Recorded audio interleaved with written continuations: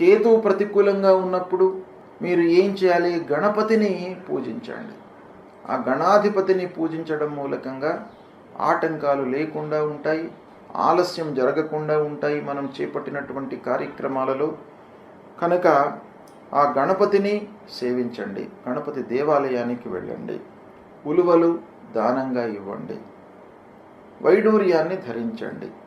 ఫలాశ పుష్ప సంకాశం తారక గ్రహమస్తకం రౌద్రం రుద్రాత్మకం ఘోరం తం కేతుం ప్రణమ్నామ్యహం అనేటువంటి మూలమంత్రాన్ని ప్రతినిత్యం కూడాను చదువుకోండి.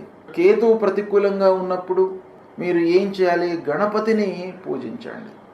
ఆ గణాధిపతిని పూజించడం మూలకంగా ఆటంకాలు లేకుండా ఉంటాయి, ఆలస్యం జరగకుండా ఉంటాయి మనం చేపట్టినటువంటి కార్యక్రమాలలో. కనుక ఆ గణపతిని సేవించండి, గణపతి దేవాలయానికి వెళ్ళండి, ఉలువలు దానంగా ఇవ్వండి, వైడూర్యాన్ని ధరించండి. ఫలాశ పుష్ప సంకాశం తారక గ్రహమస్తకం రౌద్రం రుద్రాత్మకం ఘోరం తం కేతుం ప్రణమ్నామ్యహం అనేటువంటి మూలమంత్రాన్ని ప్రతినిత్యం కూడాను చదువుకోండి.